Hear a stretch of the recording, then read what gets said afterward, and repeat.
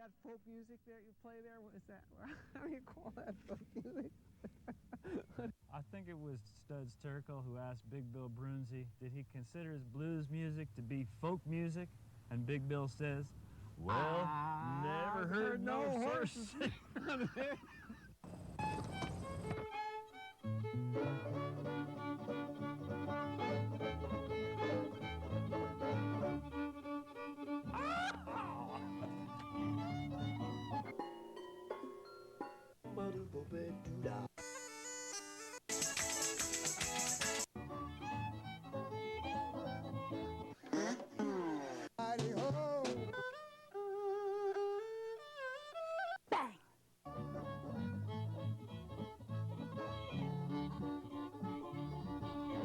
Hot dog. Yeah. Don't hesitate. It could be your ticket to a new tomorrow.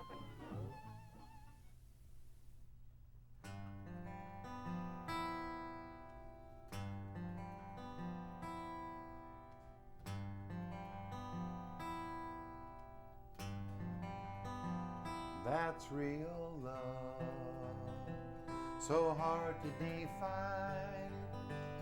Don't you dare decline it. When it comes for you, you'll recognize it. You'll come to prize it.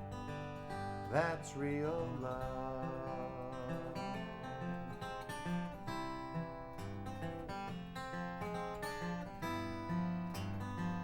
That's real love. It's such a treasure to take such pleasure in your regard. We've done the hard part. Let's lead with our hearts. That's real love.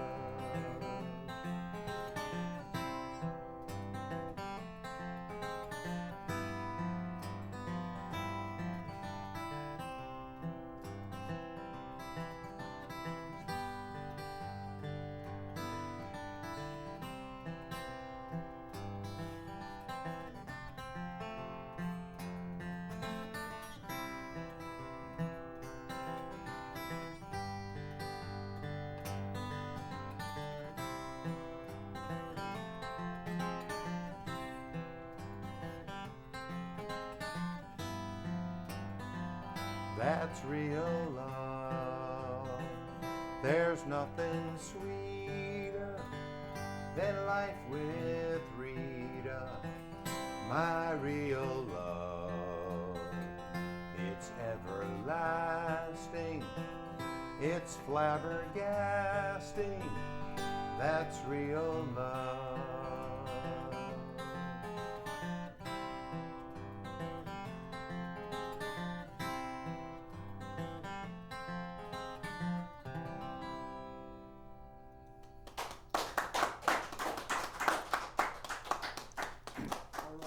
All right. The show is Horses Sing None of It. My name is Ralph Litwin, and our guest today is David Gans. Hello. Welcome to the show, Dave. Thanks for having me. You are best known as the syndicated radio host of the radio host of the syndicated radio show, The Grateful Dead Hour. Yes, indeed.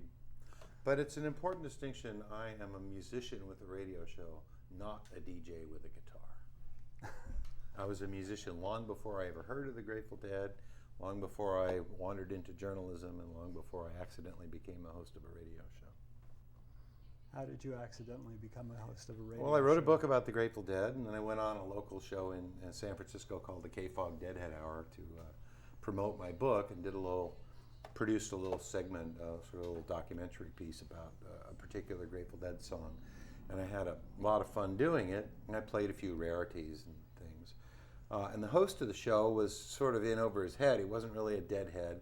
He was the morning drive DJ, which is an incredibly punishing shift for rock and roll lovers because it means getting up right around the time you're usually wanting to go into bed. So he wanted some help, got some help from me and a couple other guys providing music and stuff, and I just got really into it, and eventually the station asked me to take over the show because I was sort of, really much more into the Dead than the guy that was doing it. And then I started hearing from other radio stations that wanted to know if they could carry the show too.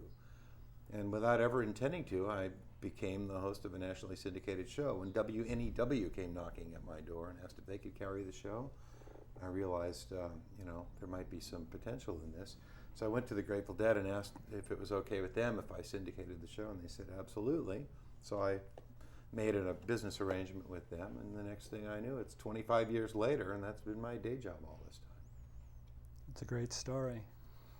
My life has been a series of happy accidents. Will that ever be thus? Yeah, I should hope so. So that first song was lovely. Thank you. I wrote it 10 years too late for my wedding, but my wife said it was worth waiting for. It's a lovely tribute to her. Thank you. Want to hear a song that's the opposite of that? Sure. Cool.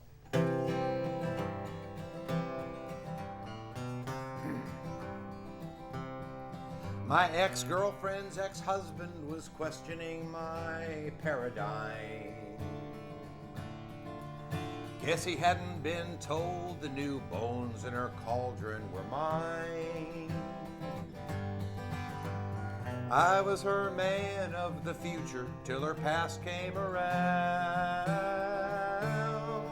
It was hell when she took off her spell, but I finally come down. She's got beauty and talent and brains and a problem with men. And I knew she'd be too much too soon, but I couldn't say when. Her rewrites of history read like a mystery to me, while her bed in my bedroom still points to some permanency. Well, she did what she had to get what she needed from me. I got what I wanted until I was no longer free. She's a female Don Juan. With a wave of her wand I was gone, gone, gone. And that snake that lived next to my heart said it's time to move on. She was sure that she wanted me once, but she's sure now she don't. And I'm sure I'll forget her someday, but I probably won't. She made sure I was deeply involved and dissolved in the air. In the desert of love, she's the girl who was not really there. Narcissistic cathexis is my ex's pathology. She hooks 'em and crooks 'em and cooks 'em with impunity. Well, I'm damned if I am and I'm damned if I'm not. I'm damned if I wouldn't jump back in her pot. 'Cause I've seen what's behind all her masks and her potions. The parallel girl's perpendicular motion. I'll reach for the truth in her voodoo and juju and jive, and convince her that men are enjoyed best when taken alive.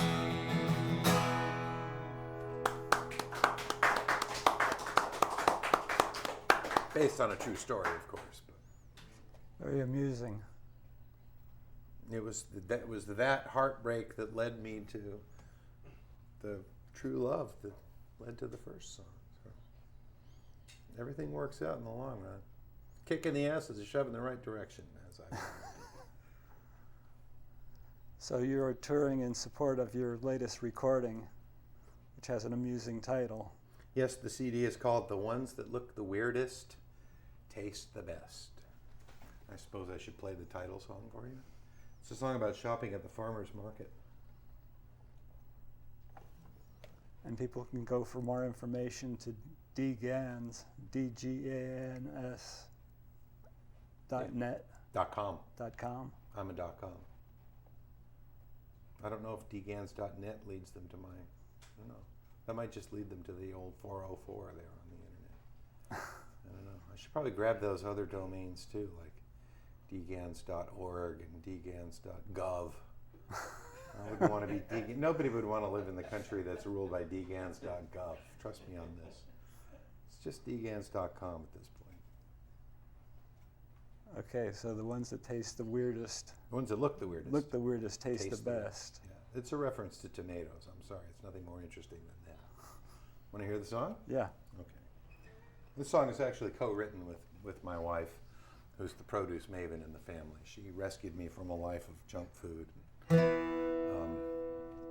sugary munchies and stuff, and taught me the glories of organic food, fresh produce, and cilantro, and shopping at the farmer's market. This is about shopping at the farmer's market in Oakland, California around Labor Day. As I've learned over the years, different times of year you get different produce, different places you get different produce. I went to the Union Square Green Market in New York City in January. It looked nothing like the Grand Lake Farmers Market in September. Lots of squash, lots of apple cider, lots of wool, not a lot of tomatoes.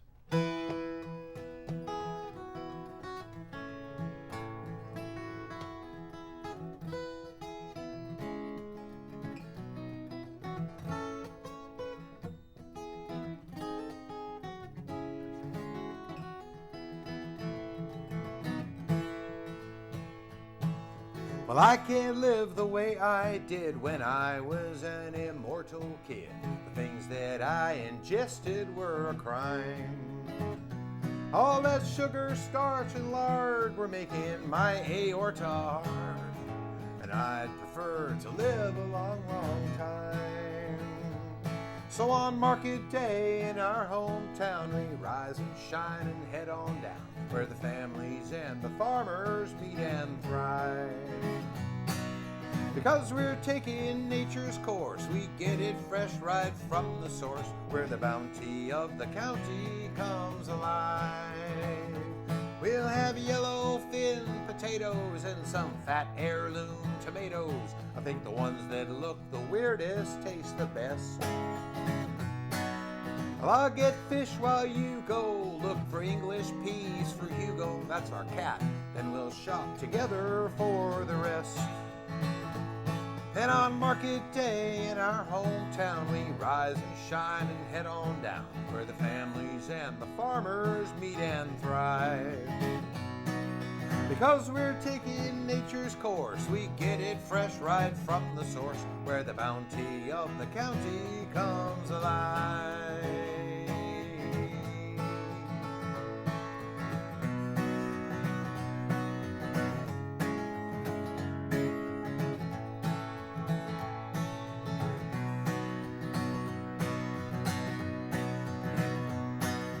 Nature has her reasons, so we eat our foods in season. And I am being more vocal about thinking global and eating local.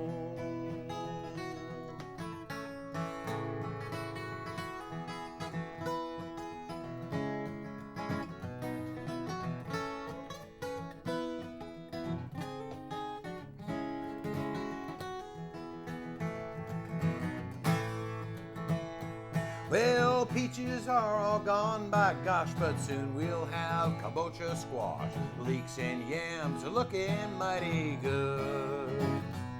Now, darling, don't be bumming. You know those figs are coming, and honey from the bees in the hood. Cherries won't be back till June, but pomegranates are coming soon. The winter greens are sweeter when it's cold. We keep our diet balanced because modern life's a challenge, but its many pleasures can't be oversold. And on market day in our hometown, we rise and shine and head on down, where the families and the farmers meet and thrive.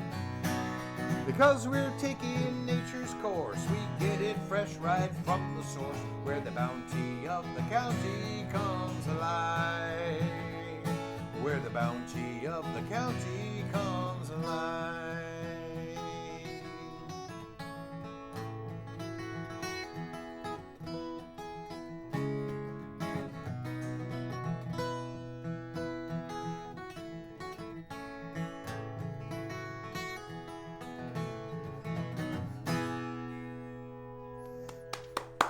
All right. Great stuff. Thank you. Now, I understand that you, on this album, recorded with some of our old friends, New Jersey born. I did indeed. This record was produced by Tim Carbone, and we recorded it here in New Jersey at Mixolydian, Don Sternecker Studio, with Tim's great crew of Andy Gessling in particular, a great, awesome musician, John Skian, Johnny Grubb, the former bass player of Railroad Earth, and Buck Dilley.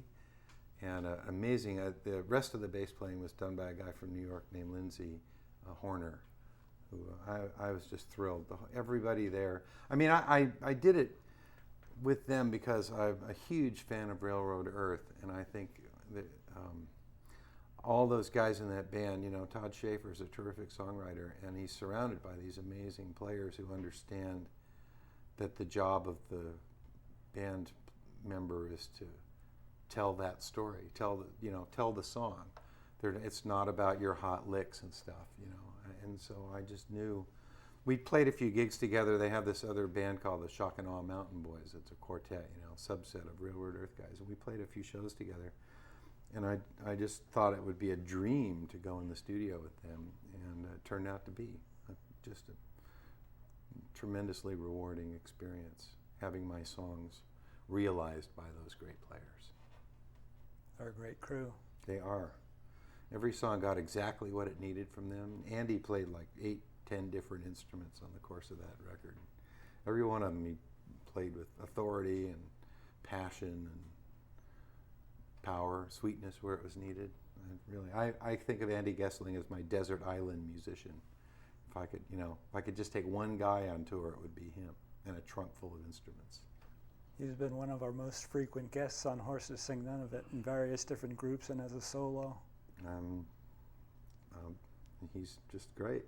I admire him so much. So what else you got for us? Oh, I'll play another song from the record.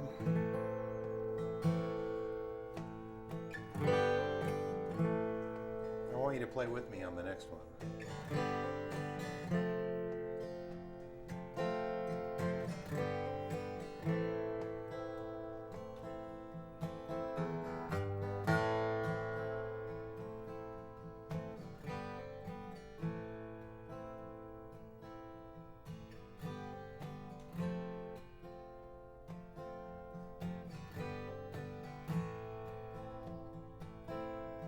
Such a lovely planet. Wonder how it came to be. Was it chaos or creation? Was it God or entropy? Now the spirit may be sleeping, but it dwells in every heart. I put my faith in nature, of which we are a part.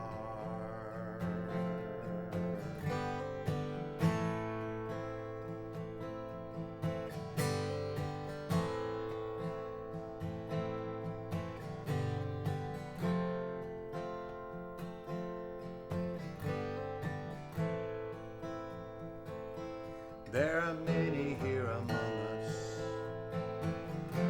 who believe this world is theirs, and when it's beaten and depleted, they will rise into the air, and the ones who don't believe them face a dark eternal grave.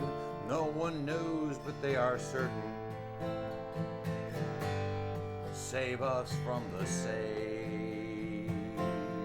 I put my faith in nature, what I hear and smell and see, till I meet that higher power. I'll do what makes sense to me. And if what I would call a good life is what you would call depraved, give me freedom from religion. Save us from the saved.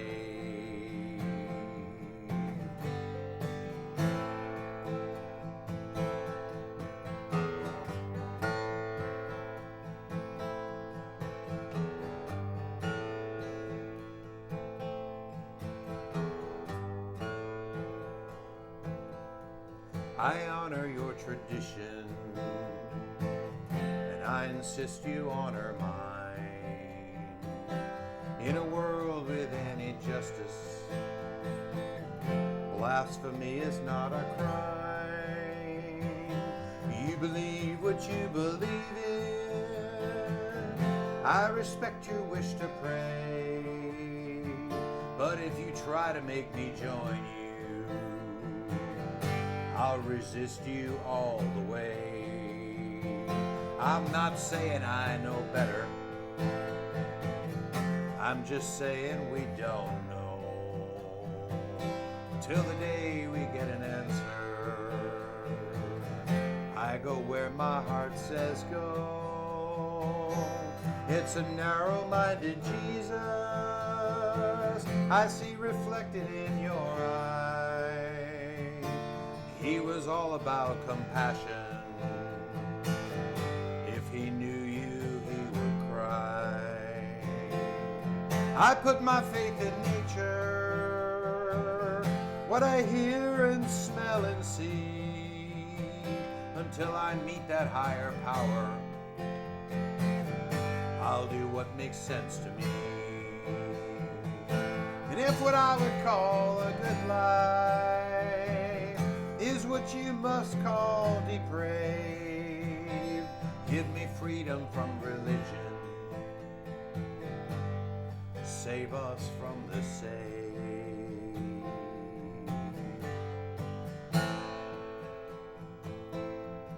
Save us from the saved.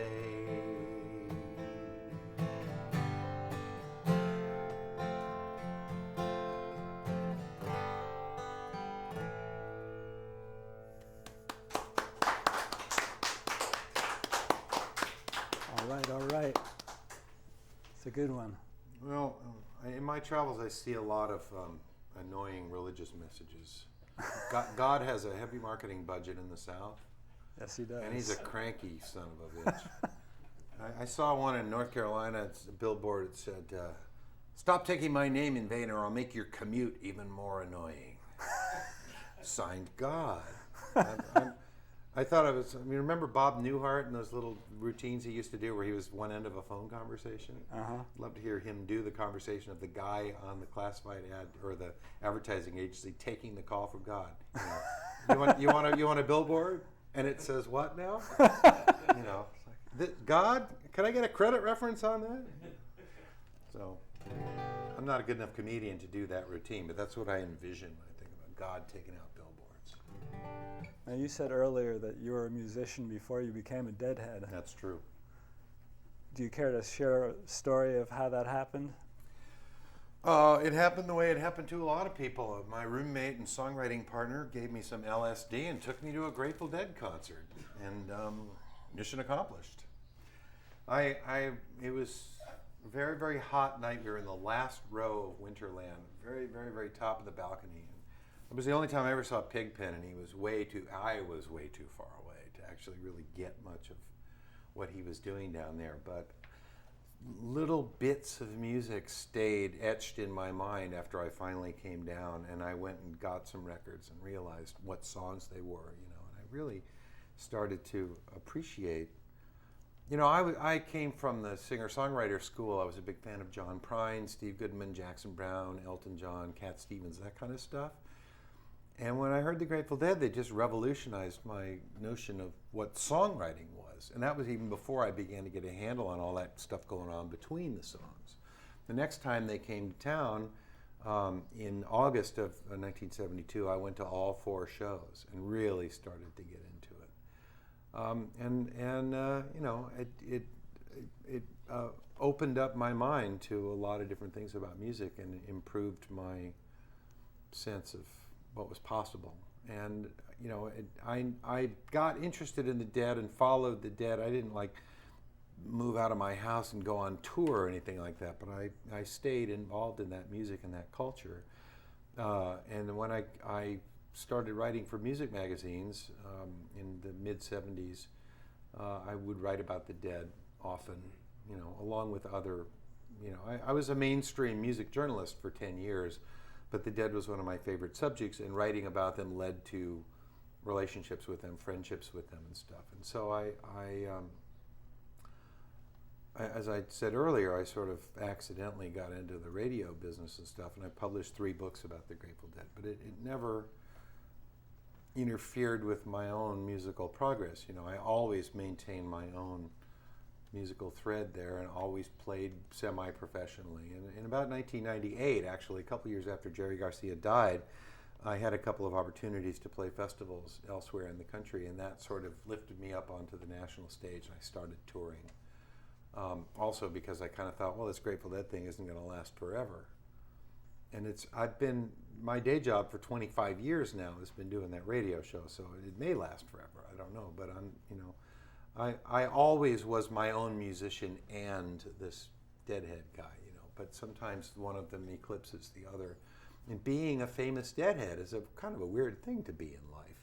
A lot of people make certain assumptions about you based on that, or about me, you know what I mean? And they would also sort of tend to, some people at least tend to assume that my music is long noodly jams with weak vocals and stuff, all the sins of the Grateful Dead visited upon me, but I am my own musician and always have been, and there's a huge amount of that music in my music, but I've always had my own voice. As you've heard from the songs I performed for you, I don't think necessarily you'd hear any of those songs and think, oh, that's a Deadhead singing. Now this next song I want to do with your help is about the Grateful Dead. And I got the lyrics from Jim Page, a wonderful singer-songwriter out of Seattle. You ever run into Jim Page? Haven't. Look him up. JimPage.net, folks. An amazing, wonderful, completely committed social activist, tree hugging, lie down in front of the tractor kind of guy. A wonderful songwriter, a real hero. And I made up this piece of music. I was sitting in a hotel room in Jacksonville, Florida, farting around with finger picks, and came up with this nice progression, and a melody suggested itself. And for some reason, I got this inspiration to try Jim's lyrics for this song on this music, and they fit with just a little bit of, surgery. So I got Jim's permission to use his lyrics in my song.